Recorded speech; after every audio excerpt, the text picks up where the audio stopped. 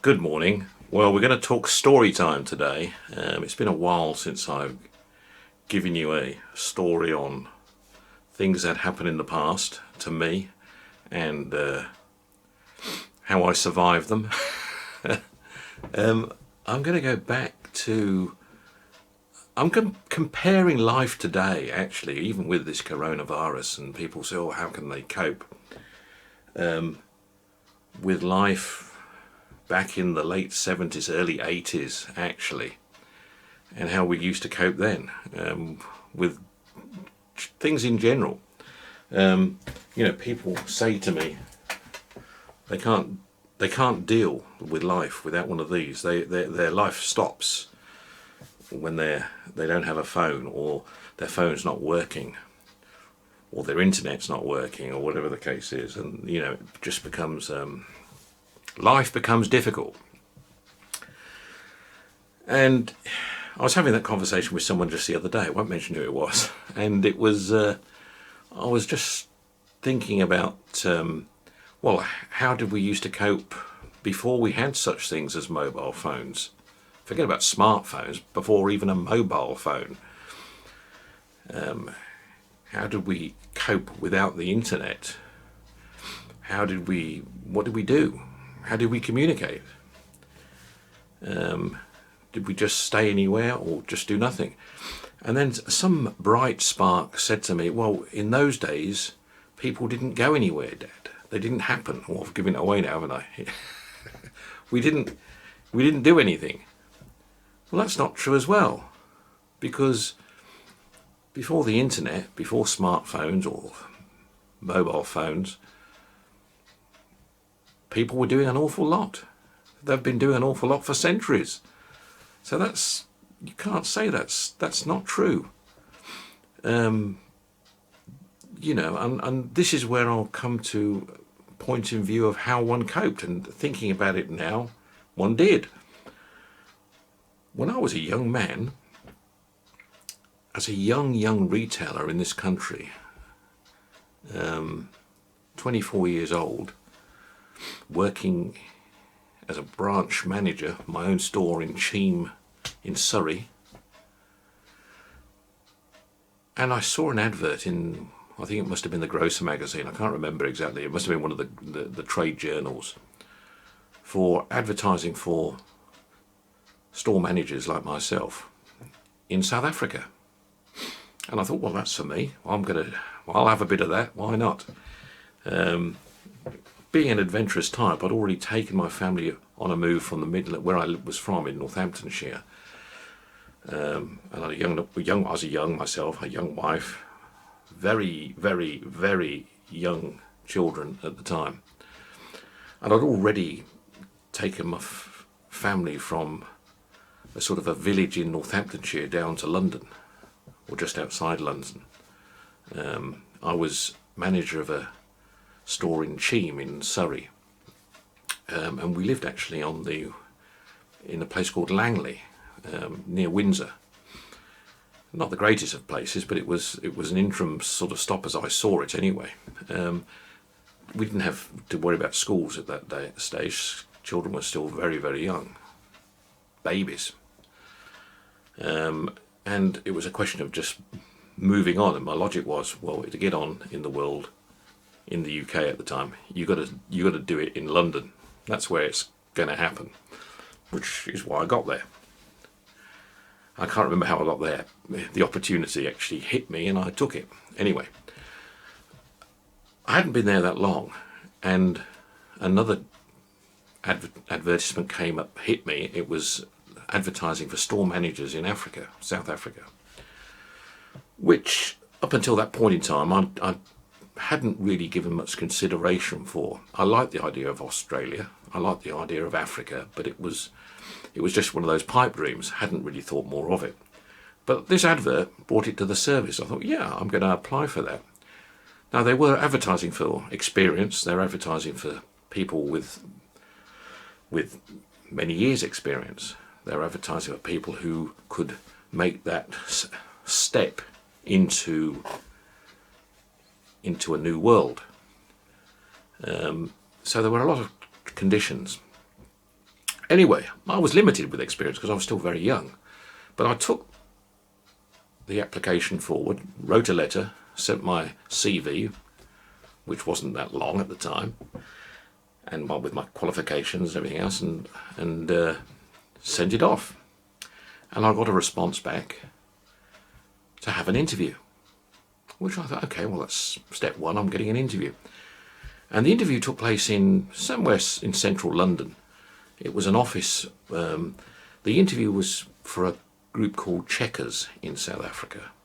And Checkers at that particular point in time were owned by another company called Greatermans, or it was part of Greatermans, whether owned by Greatermans were one of the large retail groups in department stores at that particular point in time in South Africa. They don't exist now.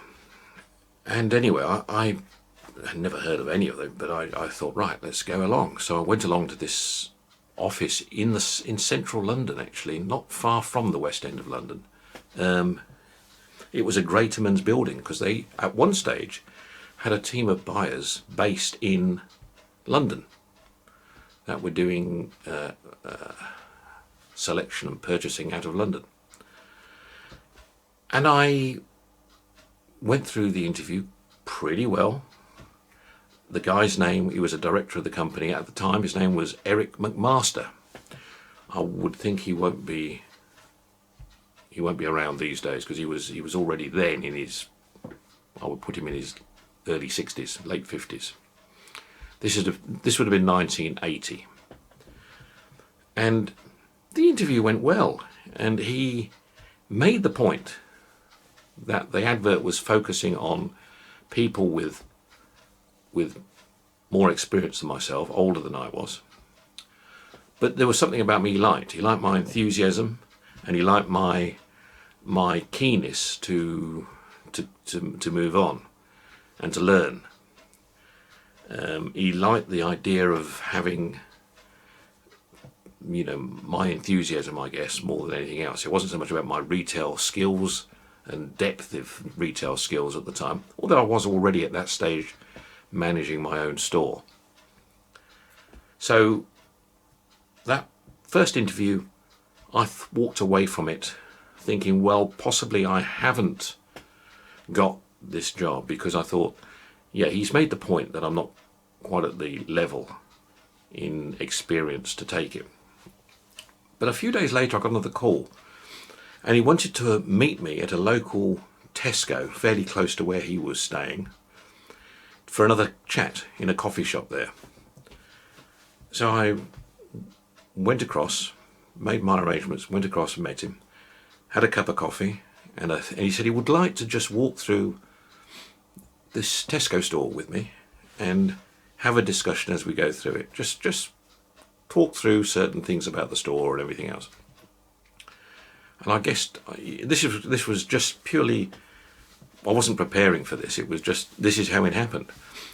And so we went through the store, and he was asking questions like, why do you think they've put these on the end caps? And why do you think this has been merchandised at eye level and this has been merchandised on the ground? And what do you think is the main seller within this 8-foot area here? And why has that got 4 facings of product and this has only got 1? It was all basic technical retail questions he was asking me and getting my opinions on as well. And I went through that with no problem. I was quite happy and capable of answering all those questions. And we're about an hour walking around the store, and he did speak to the store manager beforehand. He just said he's from South Africa and he's just here meeting some people, and he would like to just walk around the store, and would that be okay? And the manager had said yes. Obviously this was prior to me getting there, and he did, it was, so there was no issue with it. Incidentally, at the time, it was this was about November 1980 when this was going on. Anyway, did that, said cheerio. I went home, heard nothing for about another 4 or 5 days, and then a letter came through the door saying they'd like to make me an offer as a store manager in South Africa on a salary of 1,000 rand a month and a company car. And my ticket to South Africa will be fully covered one way, and it would involve what was the other thing? It would involve certain papers and documents getting done in the UK at the embassy first of all, and it was including myself and obviously my family. So all costs would be myself and my family, and it also gave me an allowance of bringing out any furniture and stuff I wanted to take out with me over there as well.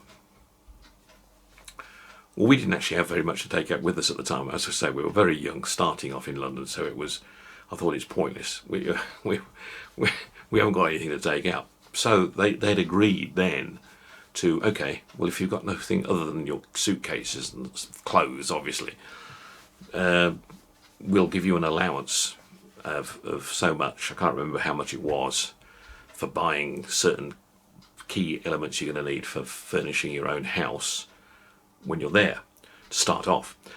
But for the first month, they said we'd also put you in accommodation, furnished accommodation where you can, look around and find everything you want. Anyway, this part's, so far I'm telling you the story, is pretty easy, isn't it? Haven't had to do very much, haven't had to go very far, haven't had to do anything. Letters have come in the post and I've been communicated to, and I've managed to meet the guy in London. I've worked in London, so it's been very easy to get to London, and it was all quite easy. Okay, my flight to Johannesburg, I was going to be based in Johannesburg area. Obviously by this stage I'd done a lot of research on South Africa, and I'd learnt about all the locations, read up on it as much as I could. My dad was also quite influential in helping me through this process, because he also thought it was a good idea and had his own dreams about South Africa many years before. So that also helped in the decision-making process for me. And discussing it with Joan, my wife at the time, we thought, why not? This has got to be this. It's going to be a bit of an adventure, and if it doesn't work, well, we can always come back. So it was on that basis. It was a long way away. We'd never ever done any long haul flying at all. The furthest I'd been anywhere was Spain on a holiday. That was it. Other than that, it was nowhere else. So this was a first. And we were booked to fly out it was the last day of 1980, landing in 1981. So we were landing just after the new year. I think we were landing there. Anyway, we got our tickets, we had our papers, we had our certificates of entry, permanent residence. I think at the time the South African government were sponsoring companies in South Africa to bring skills into the country. There was a government scheme by the South African government to assist companies in bringing talent into the country, and if they selected the right kind of talent, they would subsidize some of the cost in bringing people out from Europe in particular. I think someone may have to correct me on that point, because look, it didn't matter to me. I had tickets. My tickets arrived in the post from a travel agent in London, and that was it. So I don't know the resource of who paid for the tickets, but it was all through the process of being offered this job at Checkers. So anyway, we all trundled down to Heathrow Airport, say goodbye to the family on the farm in Kislingbury, because I was staying at Kislingbury Farm at the time. And my sister and my cousin took me down to the airport, Heathrow. We drove us down with our cases. So two very young children. Anthony was 1 and Paul was 3, thereabouts, roughly. And we're off. We're on this jumbo jet off to South Africa. At the time, not totally naive to these sort of things, I thought, well, I better put a suit on. So I had my suit on, driving, going on the plane. No, we wouldn't even dream of that down. But I had my suit on, suited and booted, getting on this plane in Heathrow, as I was going to be meeting my new employers in Johannesburg when I got there. So I thought, right, better look the part. Not really thinking about, well, I could change on the plane, or I don't even have to really bother, because they already know I'm coming from a long way away, so they wouldn't be expecting me to arrive in the suit. How do I know these things? I mean, I just think, well, first impressions are important. The flight is long. I don't remember much of the flight, other than in those days we flew British Airways, and the flight landed in Nairobi. And in Nairobi, it takes off in the evening from Heathrow, lands in Nairobi early morning. When breakfast is brought on, the plane is fueled up. I mean, in those days, planes were not like they are today. It was a jumbo jet, but it was obviously one of the old ones, and wasn't a. And they bring on the new food, and when the doors open at Nairobi, I just remember the heat that actually came into the cabin of the plane straight away, and it hit you. And I remember then they bring in all the catering stuff, take out all the old stuff, bring in all the new stuff. And I remember then they were dishing out breakfast just after we got up, and we had furry sausages. God, isn't that mould on this sausage? And anyway, they whip it away and get me another one. I mean, don't forget, I was not an experienced traveller in these days. And those are little memories that come into my mind. Anyway, the flight was not. I don't remember much more about the flight, other than I know it was a long one. And it was a long one for the kids as well, especially. But eventually we landed in Johannesburg. And we landed in Johannesburg, we had our permanent residence certificates with us in our hands and our passports. So we could go through a separate check-in point. And we got through it within a matter of very quickly, within a matter of a few minutes, really. And we were through, and we were sort of picking our luggage up, and we were coming through. And sure enough, as soon as we come through, there are people there waiting to meet us, greet us, as it were, with our names, holding our names up, and obviously looking out for a young guy with a young wife and 2 very, very young children. So of course we stood out in the crowd very, very easily. They saw us, I think, before we saw them. And the people who met us was a chap called Graham Shearer, who was he was the regional personnel manager for the East Rand division.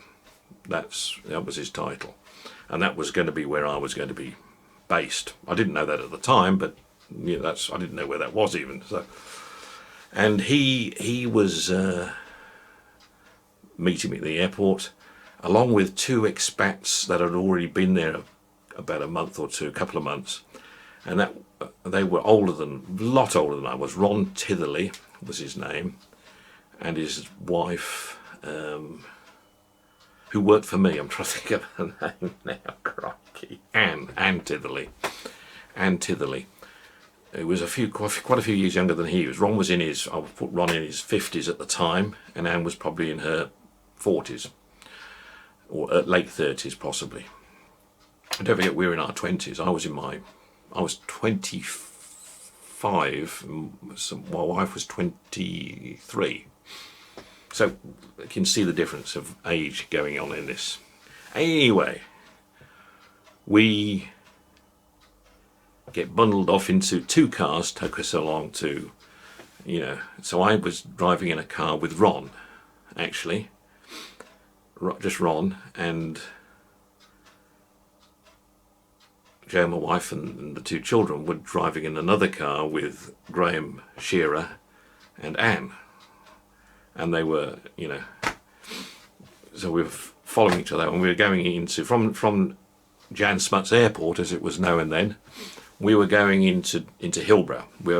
I was told we're going to be staying in a furnished apartment in Johannesburg, which was on the corner of Joubert and Rissik Street. Okay, so I remember that. And they take us all the way down into that. Now, Johannesburg in those days was, we're talking about January 1981, it was very, very different to what it was when I left South Africa back in 1997. And very, very different, in fact, to what it probably is today. It was a very exciting city for what I could see of it from the car window driving into it. It reminded me of how I would imagine New York to look like, in terms of its streets, crossing over, streets going this way and streets going this way in a very uniform manner, tall buildings, and so not, an impressive look city on all sides, as a city goes, if you like, city life. It had lots of activity, and Ron was giving me tips on driving in South Africa and what to do and what not to do, and if you're in a lane, stay in a lane, and all the basic stuff I would expect to know anyway. I would know. So I was listening to this, and I was asking him about what does he think, and he wasn't very positive, but he said he'd let me find out for myself. I thought, well, that's a good start. I'm sure he wasn't supposed to tell me that. But anyway, he was a friend. I got to know him as a friend as time went on, so it was fine. He was a bit of a rebel, Ron, actually, in many respects, Ron Titherley. But he didn't stay there very long. I think he was in the country. I think he stayed for 2 years and he left. So that's a separate story. Anyway, we get to the apartment, or to this building, pull up outside, and it was a Sunday. So most of the shops had already closed, or Saturday afternoon or Sunday. I can't remember exactly. It was a weekend anyway. So there wasn't. So they'd already bought some stuff and put it in the flat for us to keep us going for a day. Well, and there's an OK Bazaars literally across the road from where we were at the time. And OK was a department stroke supermarket chain, the opposition actually to what Checkers was. So there was one very close by to where the apartment was. So it was you actually could look out the window and you could see it actually. We're up on about the 14th floor, something like that. So we had to go into this building and up in an elevator, and it had that old worldy smell about it. Don't forget, this is the 1980s. Anyway, we walked into this apartment, and it was colossal, but it was like something in the 60s or the 50s. I mean, there was a TV in there, but it was a black and white TV. There was a big gramophone, there, and it was furniture of the period of the time, the 60s, 70s. All nice taste, it was all fine. And it was big. This flat was colossal. I mean, it was huge compared with anything we'd been used to. It went on forever. The kids were running in and out of every room. It was, it was very different. Not what we expected at all. And anyway, we stayed there, had a cup of coffee, and just talked a few things about going out at night. Be careful going out. I was warned. Like any city, be careful at night if you don't know where you're going, especially just, I thought, well, yeah, I wouldn't have done that anyway, but, walking around Johannesburg at night, even in those days, wouldn't have been a wise thing to do, especially if they can see you're new to the country. So we we settled into a night in Johannesburg, and yeah, it was a different scenario. There was noise going on. There was sirens going off occasionally, but one thing I noticed, and the thing that I noticed the most, obviously we opened the windows to let some breeze come in through the into the apartment, and at night you could hear the crickets. Even in central Johannesburg, you could hear the crickets chirping in. So we knew you knew you weren't in the UK. It was very clear. And we got through the night, and I think we were there, Sunday as well, where we just went out for a walk. I think we went to near the post office and Juba Park, and walked around a few places, get some familiar. We didn't have a car. I was going to get picked up on Monday morning by Graham to go to the office and get a car, etc. Anyway, so Sunday I can't remember too much other than we walked around. I think we had to get some baby food, and we got some in OK Bazaar. No, it wasn't. Couldn't have been Sunday. Must have been Saturday. I can't remember. Can't remember exactly. I do know though that on the Monday morning, early, I had to go off. I had to leave the family at home in the apartment, and I had to go off with Graham to get my car. Right. And he said, "You're going to have a temporary car for the time being. We'll see what there is available." And he said, "We'll pick the car up. So what we'll do," he says, "we'll drive over to Commissioner Street, which is where the head office is. And underneath Commissioner Street, there's a garage where you'll get your car. And then from there, we'll go and say hello to Eric McMaster, who interviewed you on the top floor or wherever he was. And then we'll go to where your regional office is going to be, where you're going to be based from your region, and meet your regional team." So I thought, okay, right. So off I go. I'm sort of with Graham in the car, and he says, "I think you'll soon get used to it." Now, don't forget, there's no mobile phones, there's no Google Maps, there's no nothing like that. I did buy myself a street map. I found an A to Z of Johannesburg, so I thought, I'll forget that. That'll be useful. But that was all I had. So nothing else. So anyway, get in the car with Graham, off we go. Commissioner Street first of all, which is also in the city of Johannesburg. So it's, it wasn't, we're in traffic, of course. One-way traffic going this way, that way, everywhere. And we get to Commissioner Street underneath. He speaks to the I assume the transport manager or whoever. And this little Ford Blue Escort comes out from nowhere, and that'll be my car for the time being. Okay, fine, perfectly okay. As long as it's reliable and gets me from A to B, and it seemed reliable. The only thing I didn't like about it was that I can remember all these things very well. It was an automatic, and I don't particularly like automatics. I like in those days I preferred a stick shift. Anyway, had the car. He then took me upstairs, said hello to a few people, I can't remember who, but went in and said hello to Eric McMaster, who'd just been on his holidays and was talking about picking pawpaws out of trees with a stick and a wire on the end and all the rest of it. I remember that discussion so well. It's these little things you discuss and remember so well. And then he said, "Right, well, we're going to take Simon now back to the regional office to meet the people there, Willy Falloon and the people there, and then he's got the rest of the day off after that. Because you had a couple of weeks of orientation." So I get in my little blue Ford Escort and I follow Graham. He says, "Oh, okay, I'll go slow and you follow me." And I followed him. I think he had a white Ford Cortina, if I'm not mistaken, something like that. Anyway, I'm fine. I'm following him. I just stick close and all the way to Germiston Knox Street, which is really one of the suburbs right on the eastern side of Johannesburg, southeastern side of Johannesburg. And I'm all the way, get to Knox Street, which is, as it sounds, little car park. And I could see a little first Checker store. And now I saw the first Checker store now when I got to Knox Street, and so I had a brief glimpse and thought, crikey, that didn't impress me very much. It looked a bit rough. And I thought, okay. But then I went in this side door to where the Knox Street store was, and you went up some stairs to a regional office, which looked fairly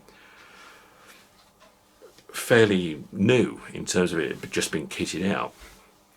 And I met Villy Falloon and Alan Elias and Al Korf and a few other people I can't remember, quite honestly. And then I'm off to go back home and orientate myself, and then obviously report in a day or two later with my schedule. But take a few days with the car now, drive around with the family and orientate yourself, and look in areas for housing in the East Rand. I was advised, look in the East Rand area, because that's going to be your location where you're going to be positioned store-wise. That was my brief. So no point being somewhere where you're not going to be, be in a close vicinity. And there's some good places out there. I think Ron lived in Benoni, Faramir. So it was the only guidance I had. And what did I know about Johannesburg? Nothing at all. I've been there a couple of days and that was it. So it was very, very easy to just have to follow advice. And it was very brief advice. It wasn't advice that you could get out of a book as such. The books on South Africa were not plentiful in those days in the UK anyway. There was a few books, but not many. Anyway, this is where it gets interesting. So I get in the car, I think, right, I better get my A to Z out, find out how I get back to this bloody Rissik Juba. Now anybody, I don't care who you are, you could be a South African living in Johannesburg today even, unless you know where you're going, you've got no idea. No idea. So I got in the car, got my A to Z out, sort of got a rough idea of where, okay, there's Rissik and there's Joubert. Well, I've got to get over there in that direction. It's a maze of roads, and you can't tell which are one-way systems and which aren't, looking at an A to Z in those days. Probably you can these days, I don't know, but in those days. So I get in my car and off I go. Now I'm driving, heading towards how the crow flies. I think it's going to be the right route, because I don't want to go back to Commissioner Street. I want to go to where my family are. And I'm 2 hours later, I know I'm getting close, but the city, I'm up and down city roads everywhere. I've been through Hillbrow how many times, I've been everywhere. And I think at one stage I probably went in the same street as where the flat was, but missed it entirely. The problem I had as well was you can't park in Johannesburg very easily during the day, in the week. I mean, at night, everyone leaves the city as such, other than the residents are there, and people park their cars and it's easy to go to their apartments. During the day, you've got to get your car out and go somewhere else. If you park it illegally, you get a fine. I didn't know where all the underground car parks were or things like that, but there's no car park facilities anywhere near where I could see or find where the flat was. So I was, in the end, I recognised the post office, Johannesburg post office. Well, I know more or less where I am, because I got to the post office and I parked in a street near the post office, and I orientated myself and I got back to the apartment, remembering where I left the car. But this took hours from Germiston to where I lived. So don't tell me about you can't do anything unless you've got a mobile phone. Of course you can. It just takes extra effort, but you have to do it. And this is what people did in those days. People did it that way. Anyway, I thought, well, I'm not going to get the car. By this stage, it was late afternoon, and I thought, I'm not going to go out too far in the car, but yeah, everybody could do with a ride out, so let's go for a quick ride out. And we've got to get used to the car as well. So it was late afternoon, people were already going home, got everybody in their car, got all the kids and Joan in the car, and off we go. And I thought, Eastern Rand, that's where they tell me that all the places are we're going to look at, so head east. That was the logic, head east. So I got on the right roads. Obviously, I found my way out. I was going. I know I was on the motorway, or the sort of, is it the N what? No, N3 is it? I can't remember which N3. Is it N12? I can't remember. Heading out, and I saw the sign Benoni. Yes, Benoni. That's the place. And the other places came before that. Eden Vale came up, and Germiston and Boxburg, and but I thought, right, we're in the right. So I started pulling off, and then I saw a sign as I got up close to Benoni. I saw a sign that said Faramir. I said, oh, that's where Ron Titherley lives. So I pulled off on that one, and I just drove around, saw properties, and I thought, yeah, okay, but we've got to find some agents, and we're going to start looking, haven't we? It was too late to do it that day, so we just familiarised ourselves, driving around, drove into Benoni, drove around Boxburg, drove around, found the airport again. So we were getting familiar with everything. I found the big Pick and Pay at Boxburg on just off the highway, and a big Dion, and a big, huge big stores, bigger than what I've seen. As it so happens, many years later, I became a director of the company that had these stores, but that's another story.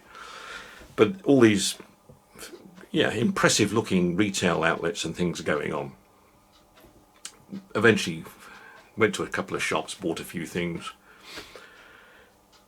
and then eventually find our way back to our apartment in Johannesburg, and where we could park nearer the apartment now, because it had all gone quiet and the traffic had gone, and you could now park because it was outside normal hours. But you had to get up early in the morning to move the car. Otherwise you're going to get a ticket in the next day. So I started fathoming that out and got that right. And we had a bit of experience with that. After a few evenings in the flat, experiencing coming into Germiston, going out, there's more than one apartment that belonged to Checkers in this building, and above there was another couple staying in an apartment who just also moved in. They weren't from Britain, they were from Cape Town. This guy was a young man, well, he was older than I was, and he just recently got married again, and he had a couple of children of his own that were staying with him, plus he had a child from his then new wife, Landy and Kevin. And they were staying there as well. He'd just been made a buyer. He was working in Cape Town, and he'd just been made a junior buyer at Commissioner Street.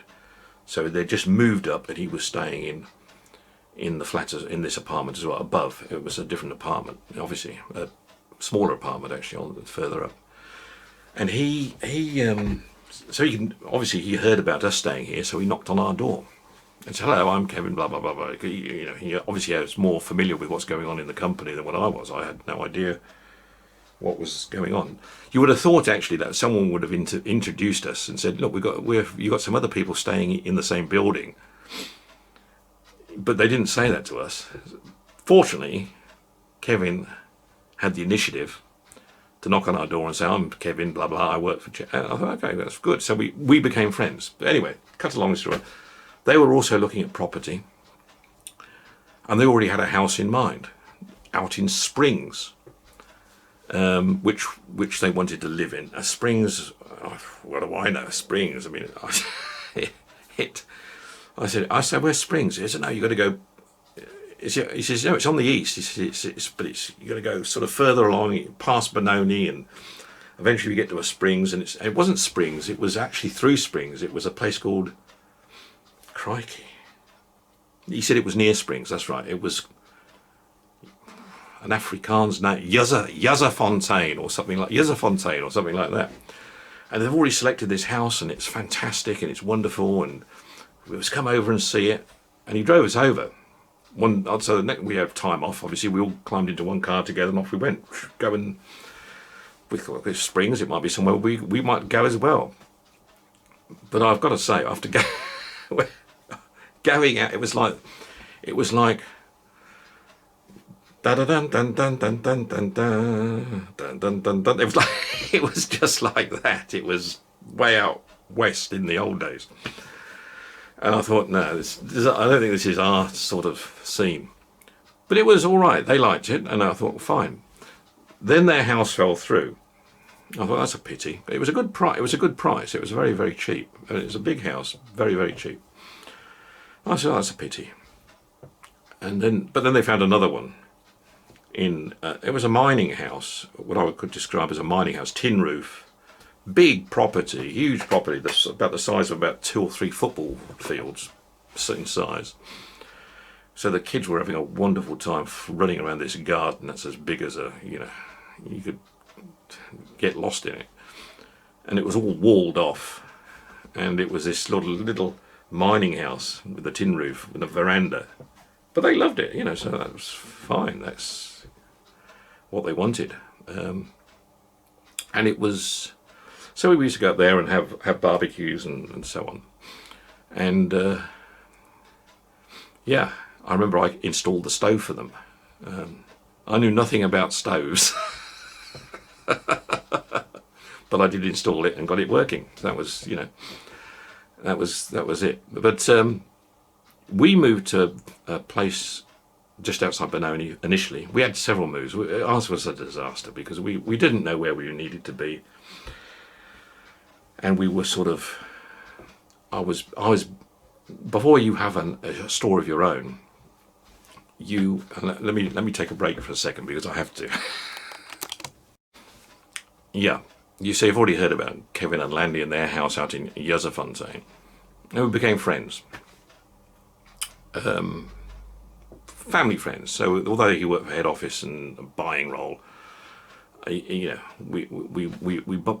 bonded as straight away really because of our different backgrounds and everything else, and everyone got on with it, and the kids were the sort of getting on with each other as well.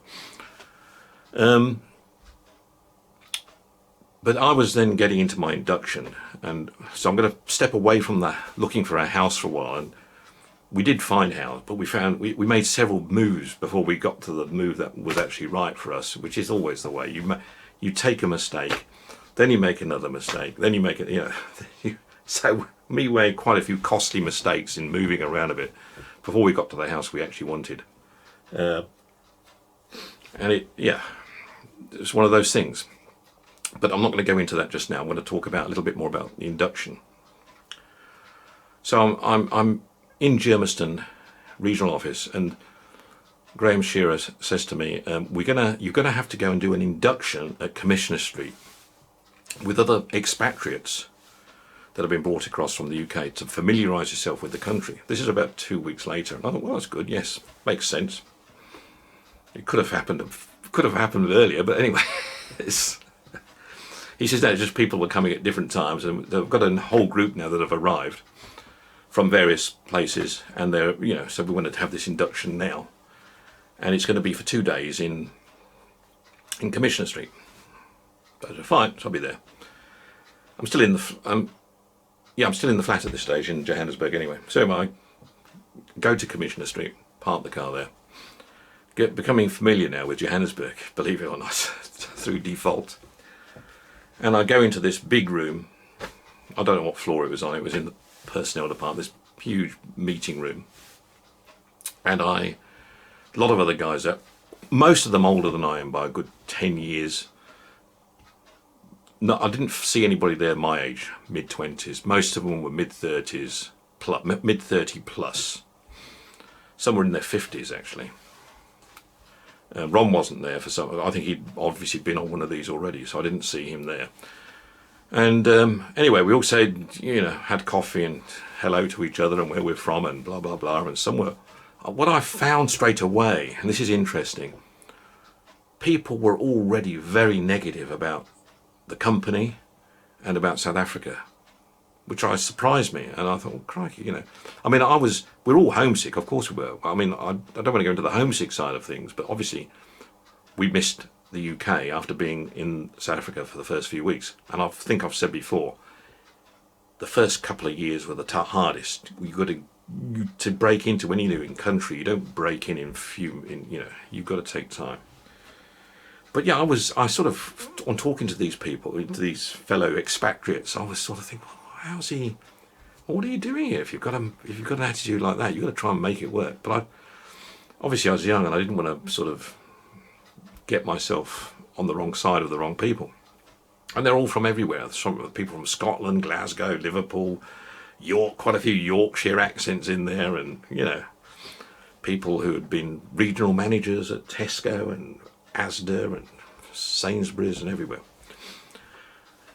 So anyway, we told sit down and we're going to start the induction process. And I don't remember too much about it. What I do remember, and it was quite well. There's a woman comes in, and she has in those days, technology wasn't what it is today. She set up this slide projector, and okay, can someone get the lights? And then she's standing at the front flicking these slides, and there's a picture, and basically it was pictures, photographs of fruit and vegetables. Sorry, I can hear my wife coming down the stairs singing. That's why I started.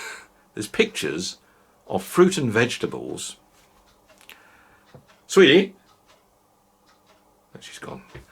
Pictures of fruit and vegetables on a table. There's a tablecloth and there's a pic. So it's a table. It's a table with a tablecloth over the table and a vegetable on the table.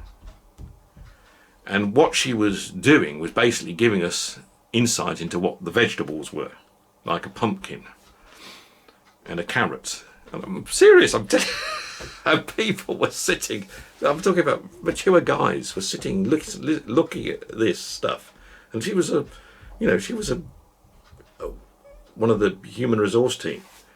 And so she's saying, right, do we know what this is, please? And people were saying carrot, and do you know what the potato, pumpkin? I thought, well, okay, if this is how it happens here. Anyway, these slides are going on and on and on, just like this. And people, I could tell, agitating myself. People around me were getting pretty pissed off. Anyway, this picture, after about 10 pictures, this picture comes up, and it's the same table with a tablecloth, and it's got I think it's got a radish on it. Anyway, it had something on it. And she says, does anybody know what this is? And a broad Yorkshire voice at the back of the room said, a tablecloth. And the whole bloody room roared. And she got hysterical. And she left the room. She was so upset because everyone roared. It was like uncontrollable laughter. And everyone roared, and she went out in a bit of a panic. And then this other HR guy came in, about the same age as Eric McMaster. I never met him before.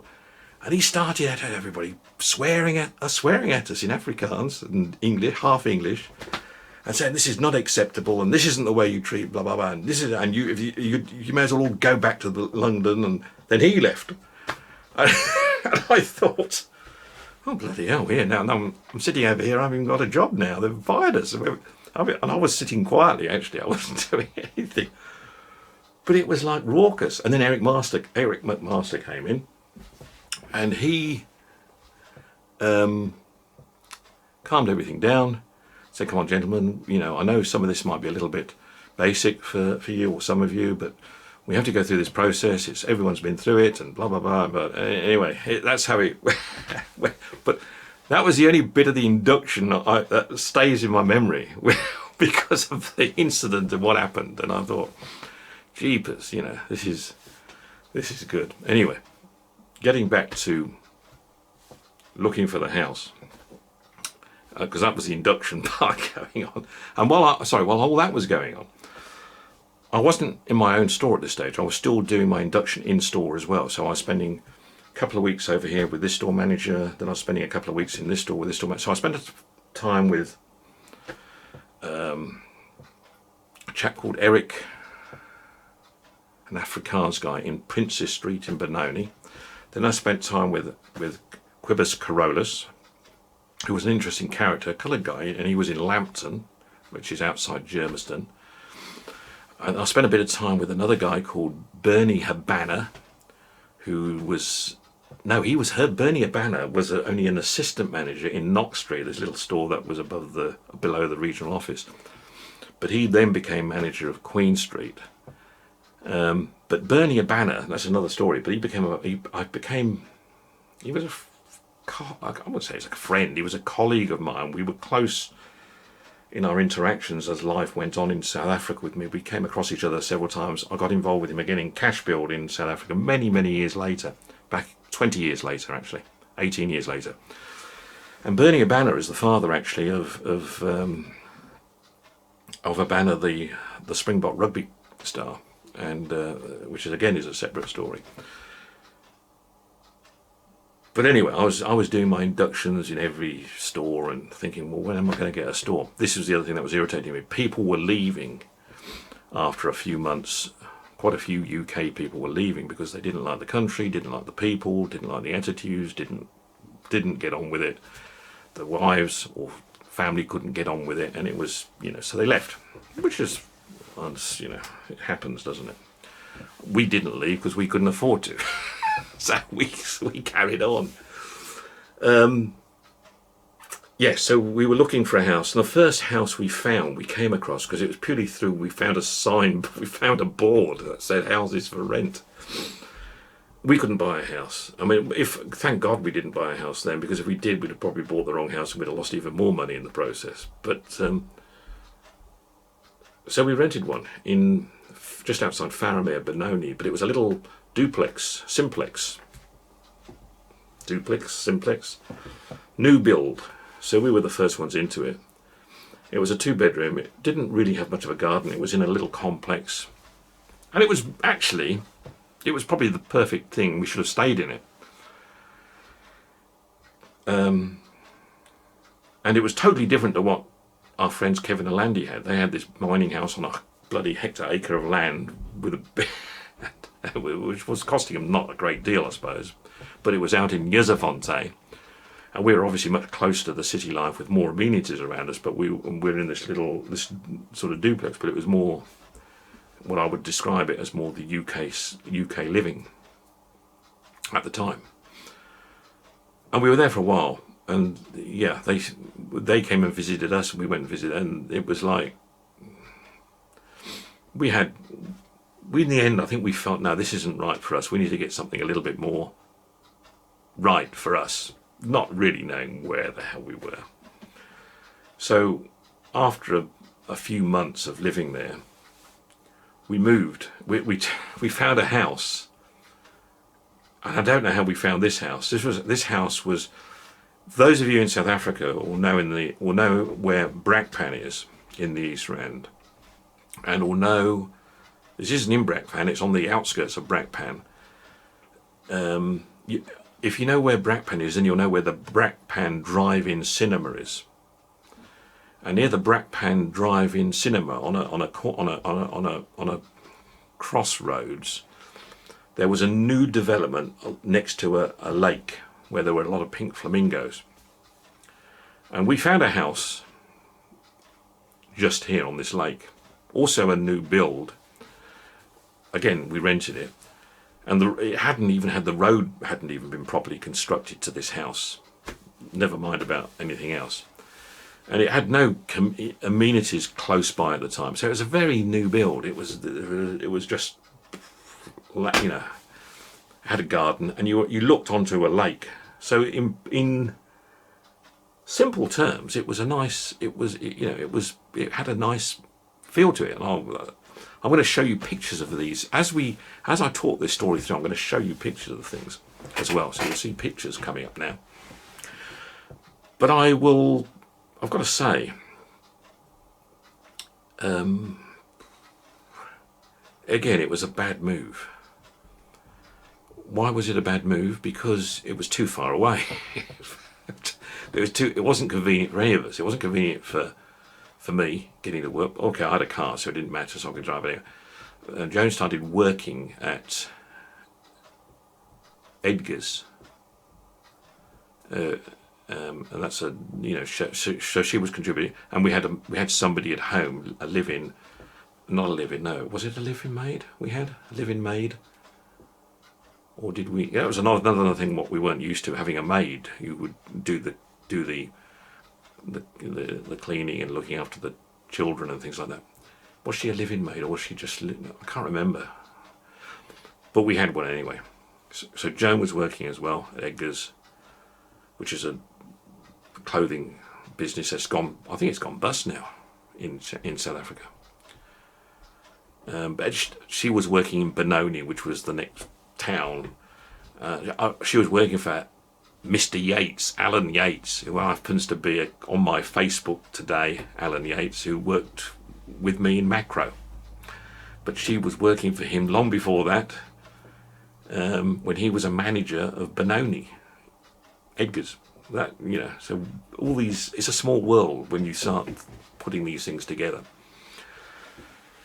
For whatever reason, that house didn't work out either. I can't remember the reason. I think it was too much money. I think that's what it was. No, we're costing us too much money. And then through another friend, I think this was a friend more on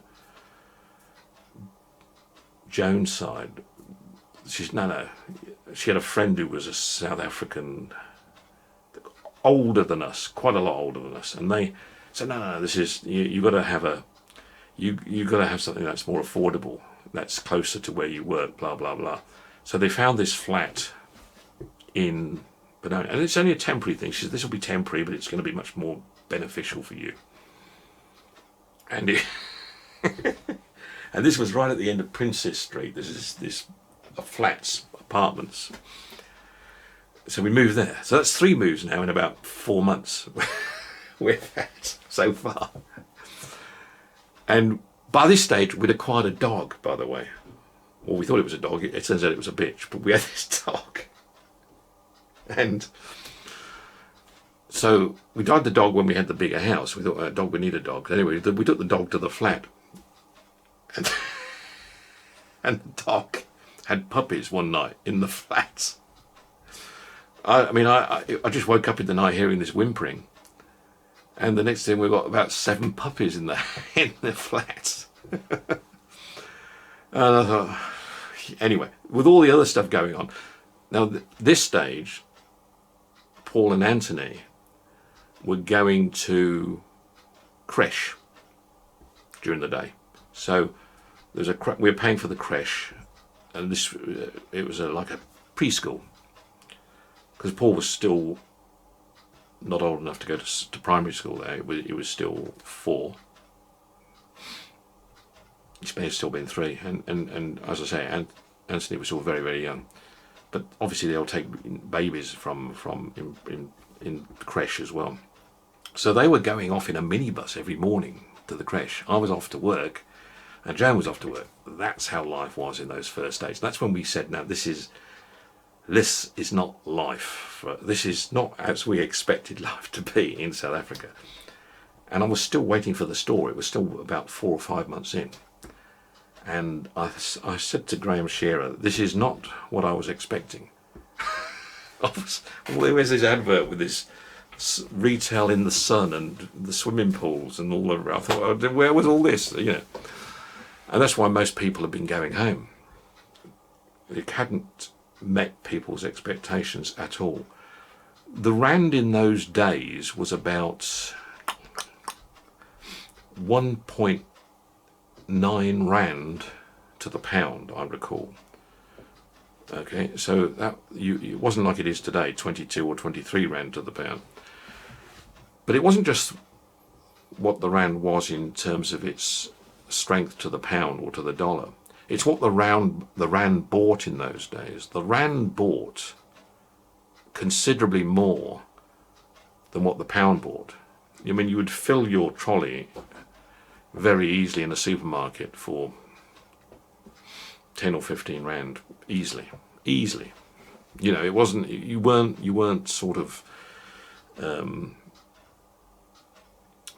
short of cash in that respect. And in our case, I mean, the reason why we were financially was because we made too many moves, deposit here and deposit there and lost deposit, you know, and all this sort of moving.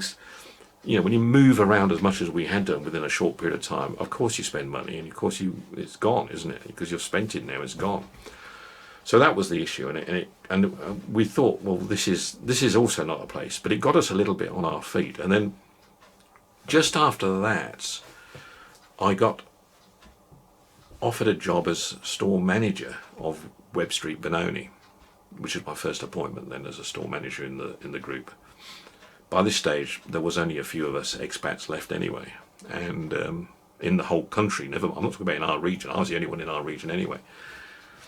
And it started to get better. And at the same time, Graham Shearer said, "Oh, we've got a company house for you." I said, "What?" It's only a townhouse, but it's a nice house. I think you'll enjoy it, Simon. I've been looking out for you, and I found this one, and here it is. And I said, right. So we moved into it. So it didn't cost us a lot to move into it, and it was Viscount Village in Boxburg, fairly close to where the Pick and Pay and the Dion were, up near, fairly close to where the airport is. So we stayed there for quite a while. I met some more close friends there as well. And only then, and I stayed there for quite a long time, until, and from Webb Street I took over. I got promoted fairly frequently and fast as time went on. And I'm going to go into retail. I'm not going to go, this isn't a retail story. It's more about adapting to life without mobile phones and having to try and move on. From Webb Street, I had one problem, and that was a health problem. I caught yellow jaundice, and yellow jaundice knocked me off my feet for a couple of months, and it literally, so that slowed my down. I was already appointed as the manager then, so they had to put a relief in, and obviously it was, I was young and strong, so obviously I recovered after a couple of months, but it was very, very, hepatitis 2, isn't it? The liver dies, you go yellow, you lose a lot of weight, you're sick, you can't do anything, your energy goes, and it was horrendous. And I was lying on bed at home while the wife went to work and kids went off to creche, and read the complete works of Wilbur Smith. Yeah. But got over it, got back to work, got going in the store. Actually, within a very short time, the so-called best manager of the region, as he thought he was, got fired, Morik Bardenhorst, and of all people they put into the store, which was one of the better stores in the region, in the East Rand, was North Mid Mall, and they put me in, which was the first big break in South Africa, I guess, getting that store. And obviously things happened, and from there I took on. They had another chap open a new store in Brakpan, and it didn't go very well for him. Again, he was an outspoken guy. Mike Palmer was the divisional director, and after a couple of years in North Mid Mall, we were making great money, it was going well, and I just got a call from my regional manager, George Spies. We want you in Brakpan. The guy is screwing it up badly. So I went into Brakpan. I wasn't in Brakpan 5 minutes when the regions all changed. I was in there a few months. I got a call from a new HR executive, because the regions had all changed. Willie Filoon was no longer involved. It was Mike Palmer, who I hadn't really met that much, but I know George Spies and everybody was scared of him. He was my regional manager. They said, right, Cadafora wants to see you at Commissioner Street. Oh, crikey, what have I done now? Anyway, drive to Commissioner Street, and she meets me in the HR and said, we're going to go see Mike Palmer. Go and see Mike Palmer, and he wants me to take over Nelspruit in the Eastern Transvaal, in the Lowveld. That's a separate story. I'm going to talk about that at a later stage. The point I'm making is, with stories and moving around the world and doing things, you don't need a mobile phone. You don't need internet. You can the world coped without these things for many, many years, and it can do again if it has to, coronavirus or not. I know this has been a long-winded story, and it's a little story about my life and things that happen, things that go wrong, but you make a plan and you make it happen, and you move on to the next chapter, which is really what we're doing now in many respects. I'll tell you more about my moves through life in South Africa as we progress, because it's a long story and it goes on for 18 years, and you've only heard the first two, not even 2 years, you've heard the first 18 months really. Well, no, you've heard the first 2 years. Talk to you again soon. Cheers.